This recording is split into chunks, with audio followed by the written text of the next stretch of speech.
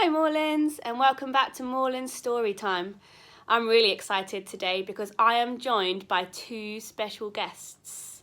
So with me today I have Eva and I have Winnie. So I've come home to see my beautiful dogs and they're going to be here while I read my story today. So the story I've decided to read, of course, has to be an animal book.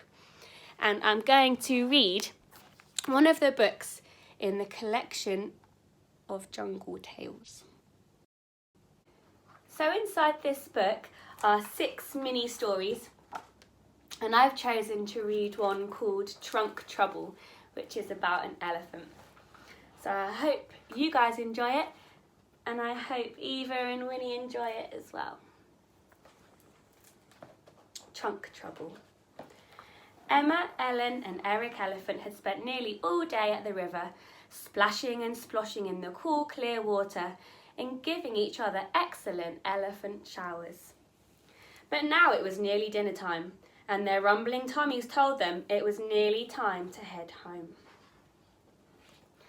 First, the little elephants had to dry themselves off. They made their way out of the clearing and carefully dusted themselves with fine earth and sand. Whoosh, puffle, whoosh, went Ellen with her trunk. Puffle, puffle, whoosh, went Emma with her trunk. Both sisters had very long, graceful trunks, and they were very proud of them. Whoosh, puffle, whoosh, puff, ooh, went Eric when his sister's back was turned. Cough, cough, went Emma and Ellen. Hey, cut it out, they shouted. Eric just giggled. He loved annoying his sisters. I'll race you home, Eric called when they were all dry. Last one back is an elephant egg. And he loped back into the jungle. Ellen and Emma ran after him. We'll get there first, we'll beat you, they cried, going as quickly as they could. Ellen and Emma were running so fast and trying so hard to catch up with their brother, they forgot to look where they were going. All at once, Emma's feet got caught in a leafy trailing vine, and she stumbled and lost her balance. Oh no, she cried, as she slipped and staggered and started to fall. Grab my trunk, Ellen cried, reaching out to her sister. But Emma grabbed her sister's trunk so hard that she pulled Ellen down with her. As the two elephants struggled to straighten up, their trunks got twisted together in a great big tangle. Help, they cried. Eric, help! When their brother turned and saw what had happened, he came bounding back. Don't worry, he called. I'll save you. Eric reached out with his trunk to try to help his sisters up. But the vine leaves were very slippery, and as he grabbed his sister's trunks, he slipped and lost his balance too. Now Eric's trunk was all tangled up with Emma's and Ellen's. The 3 elephants sat there in a sad, tangled heap. They couldn't straighten out their trunks. They couldn't pull themselves apart. They could hardly even move. What are we going to do? Wailed Emma. Don't worry, someone will have to come and save us, Ellen said, trying to reassure her. This is all your fault, Eric grumbled. If it wasn't for you two, I'd be home by now eating my dinner. A moment later, Seymour Snake came slithering by.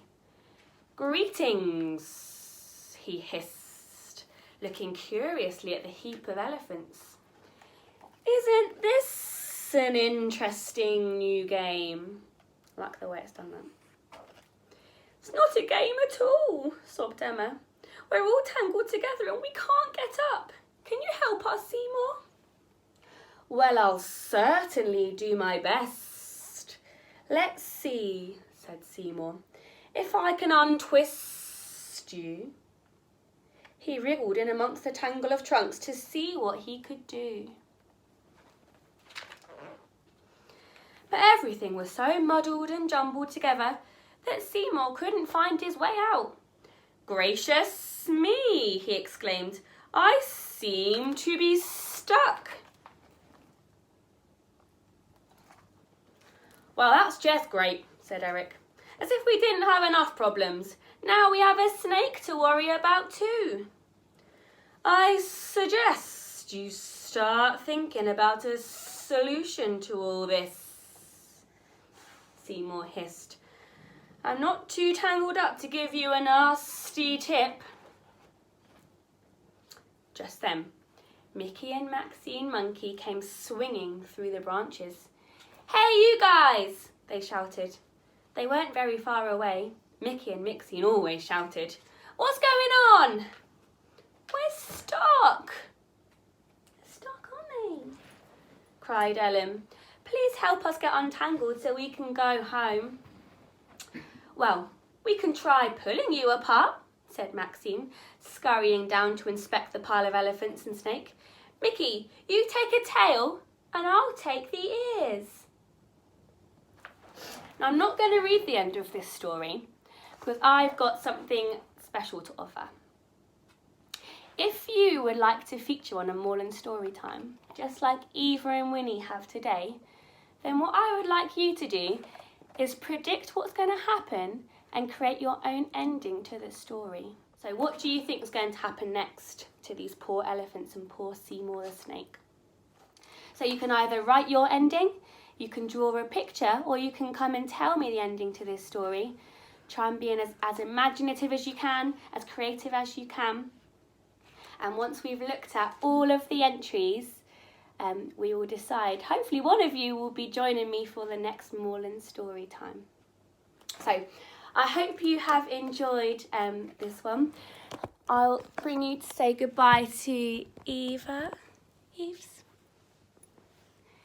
and Winnie. And I hope you've enjoyed watching it just as much as I have recording it.